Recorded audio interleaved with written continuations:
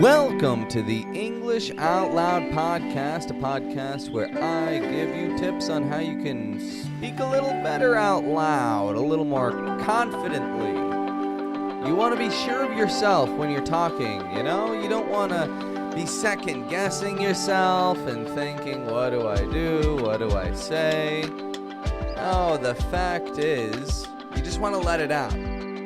Today, I have some rather important information for you here, which is going to change the way that you understand Americans and help you further control your stress with what we call the glottal T.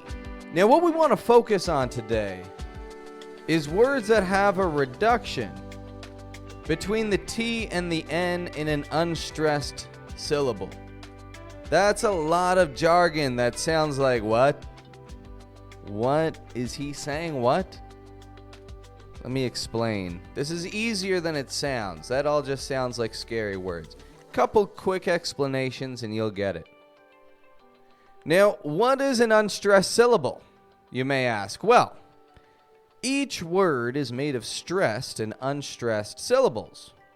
A syllable is the combination of consonants and vowel sounds in each section of the word. The word water, for example, has 2 syllables. The first half of the word is a little bit louder than the second, and so we call that the stressed syllable. Now, the second half of the word, water, is the unstressed syllable. It's a little bit quieter than the first. It's not so strong. Notice as well that it's beginning with a T, and that T is between 2 vowel sounds, water. So we make that T soft, kind of like a D, and that's what we call a flap T. But today's chat isn't on the flap T. I'll talk more about that another time. Today we want to consider another important T, what we call a glottal T. Glottal T. And this is an important kind of T. A glottal T is when T is not pronounced, but rather a quick pause in pronunciation. There are certain times we do this, but it's tricky to catch on to because it's never written, only pronounced. And this is done all over, from Manhattan in the northern United States to Brighton in the south of England. So no matter where you are, ensure that you've gotten the hang of this. Did you catch those words there? Those words that you thought they had T's, but I really stressed them. Important, certain, written, Manhattan, Brighton, gotten. Not a single one of those words has a true T pronunciation. So what's the deal? Where's the T gone? Well, the T is moved from its regular position just behind our teeth to the back of the throat and is made with the glottis. Now, we talked a little bit about stressed and unstressed syllables. We got the basics. So when an unstressed syllable begins with the letter T and ends with the letter N, we will usually make a reduction between the 2 letters and only pronounce the N sound. Okay, so that sounds overwhelming maybe, and that's okay. We are here today so that you can learn how to keep an eye out for the glottal T sound, or an ear out. You can't see it, but you got to hear it, and you got to get used to it. Then taking these skills into your daily life, you'll find that glottal T's are all over the place. So here's how you do it. I have a simple exercise here, which if you practice regularly, I can guarantee you will see results with. And this is a guarantee. A guarantee, you didn't pay me anything for the guarantee, but, it's a guarantee. You can't really complain if it doesn't work, but you can ask me questions. You can send me an email and say, this isn't working. What am I doing wrong? And then I can explain. But if you follow my directions exactly as I tell you to, trust me, you're going to have a crystal clear glottal T in no time. Let's consider a word today. In order to get the hang of this, we want to consider the word eaten. Eaten. Now, many people tried to do this just now. Many people tried to repeat me, and they failed. And that's okay, because you're about to learn how to pass. Here's what we do. Instead of saying eaten, we'll come back to that in a moment. Let's focus on another sound. How about the sound uh-oh? Can I hear that? Uh-oh. That's it. Everybody can do that. That's in everybody's language. Uh-oh. That's universal. There's a mistake. Uh-oh. So when you say uh-oh, you're using your glottis. Now, let's try something else. Instead of going uh-oh, let's say uh-mm. Now I'm going then I put the tip of my tongue just behind my teeth to the N position. And I just hold it. I don't release it. Uh-mm. Uh-mm. Try that. Uh-mm. Okay? Now we're going to replace the first half of that to eat-mm. Eat-mm. Maybe you got it. Maybe you got it that time. Okay, and if you can do it once, you can do it 1,000,000 times. And you will be able to do it naturally. Let's take a look at all of this again. The first one, uh-oh, uh-mm, eat-mm. Let's try that with another word. How about kitten? Uh-oh, uh-mm, kitten. The kitten has eaten my mitten. Next up, let's look at a couple more words here. Gotten. Gotten. I've gotten it. Has he gotten through? I'm certain they'll call. Certain. Another good one. Latin. I don't speak Latin. Actually, I studied Latin. Studied Latin for 1 semester in high school. And it wasn't a bad foundation for when I moved to Latin America. Could I hear that one? Latin America. How about Great Britain? Great Britain. Now, in Great Britain, you can probably find some nice curtains. Curtain. Interesting, isn't it? Curtains. And it's definitely necessary to have curtains if you live in the mountains to keep the sun out. Mountain. There's a good one, eh? Mountain. So we have Great Britain, Latin America, mountain, curtain. All glottal T's. And there are so many more. So many more. We're going to look at a few more sentences. But I just want to point out that the glottal T, if you start using it regularly, you're going to see significant changes. You're going to see significant changes. There's no two ways about it. So, let's see how else you can use it. There's a couple more words I want to consider. This one has the glottal T in the middle of the word instead of at the end. So there's more sound after it. Because notice the other ones we've seen. Curtain, mitten. All of those words have a glottal T at the very end. and it's quiet. However, some have it in the middle, such as fitness. Here we have Fitness, fitness. We don't pronounce that T, we just stop it. Fitness. Another good one, lightning.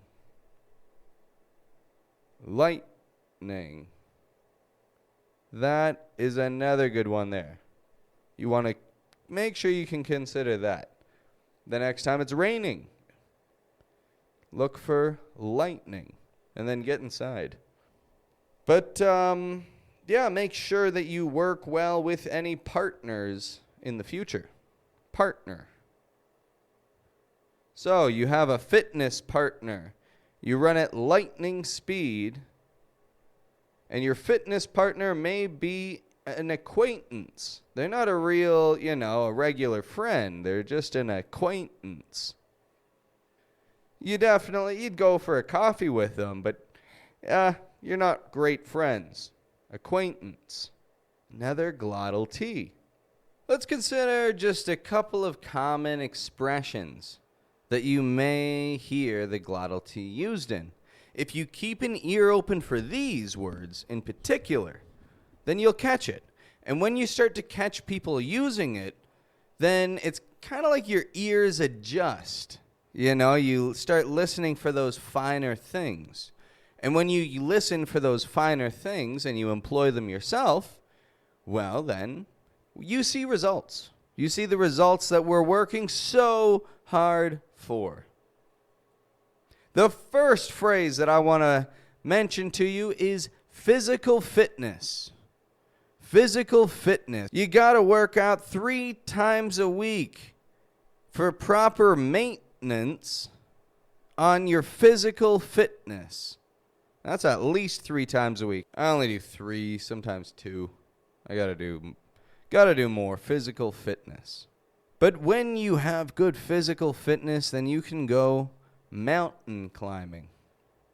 Mountain climbing in Latin America. Wouldn't that be something? Go see Machu Picchu and keep climbing? That'd be something.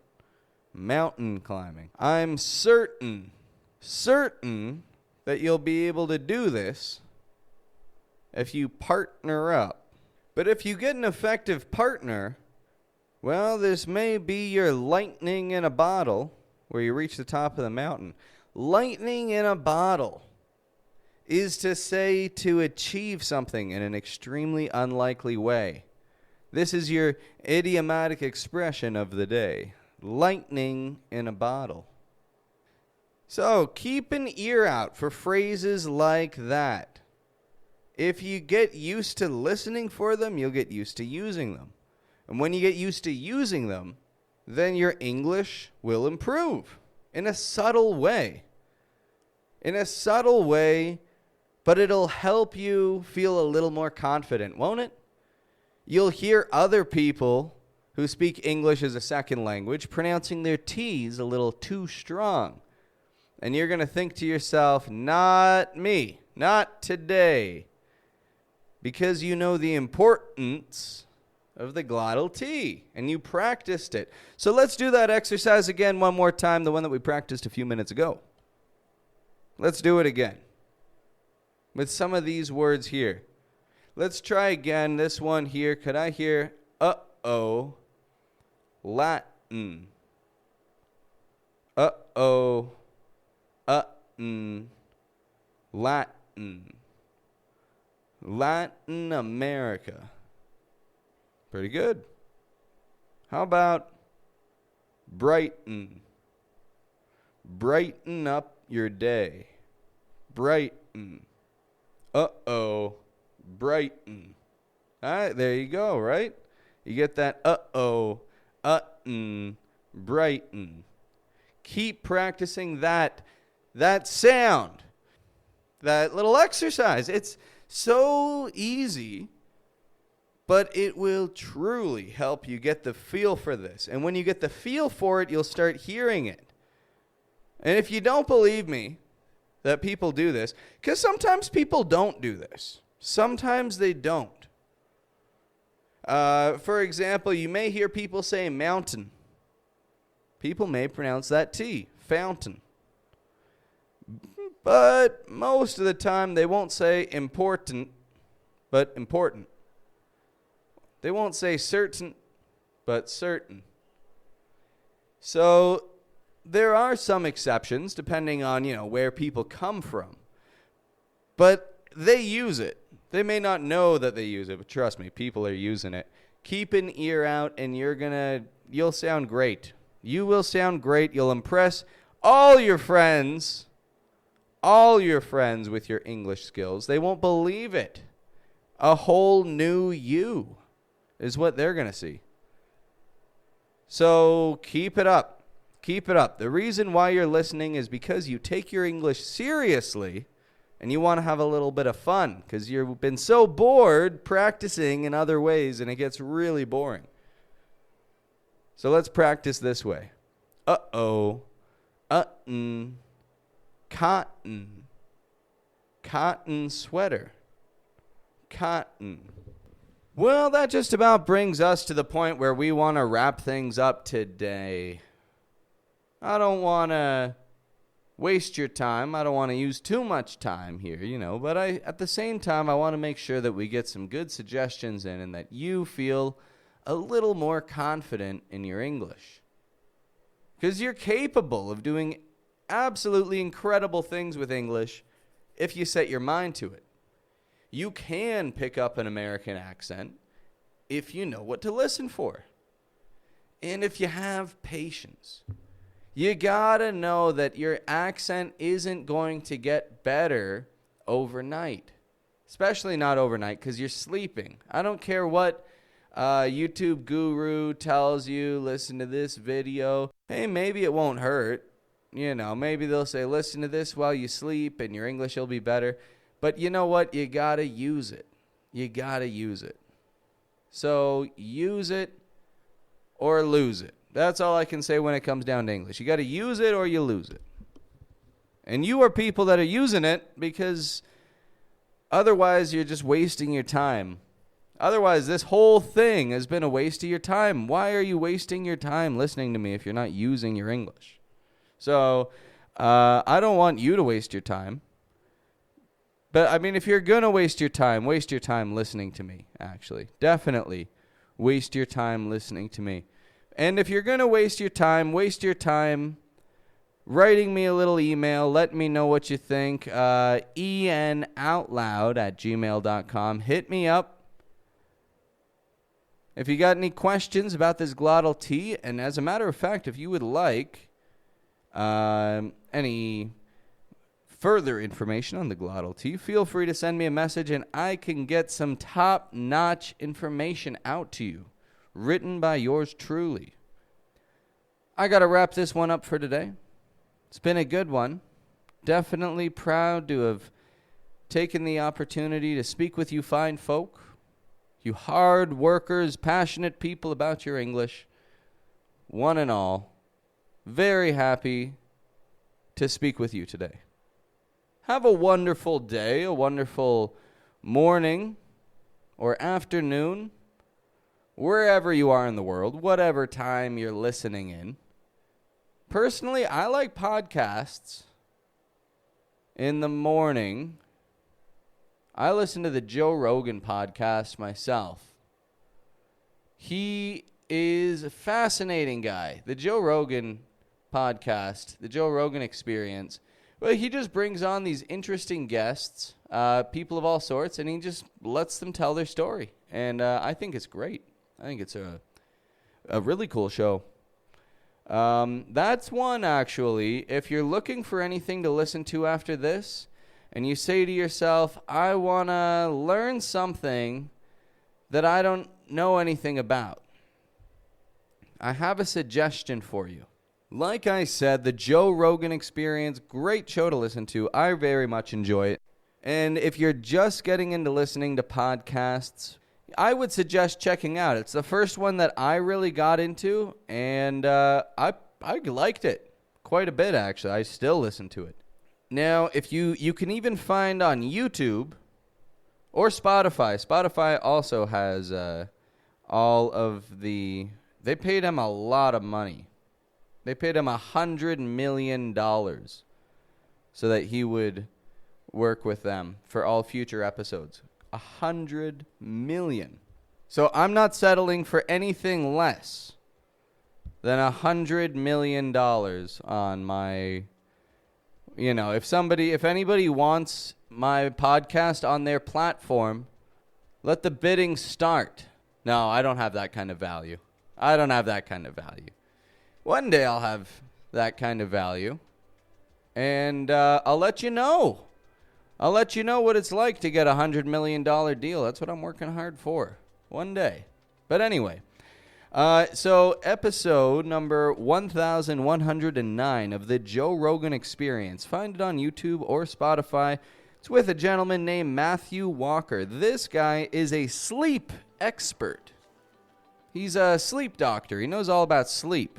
He has a fascinating chat on why you sleep, why sleeping's healthy, how your body heals itself, all these incredible things. You learn about sleep. We all sleep. You can't help it. In fact, you spend, at least, hopefully, 6 hours to, 14, 15 hours. On a good day, I'll do a good 15 hours if I can. Now you get to find out why. Actually, it's a very interesting episode. So, Matthew Walker, Joe Rogan Experience. I'm just saying, if you're looking for something else to listen to, hey, give that one a shot. That is a very cool podcast. Anyway, have a wonderful day. I am going to have another episode out for you on Thursday. You'll be hearing from me on Thursday. Like I said, weekly episodes, 2 episodes a week. From now on, every Tuesday and Thursday. I don't know how long they'll be. I don't even know how long this one's going to run for. Maybe 20 minutes? A little more? 25? Maybe 25. Listen for your glottal teas. And I'll be talking to you then. Have a good one.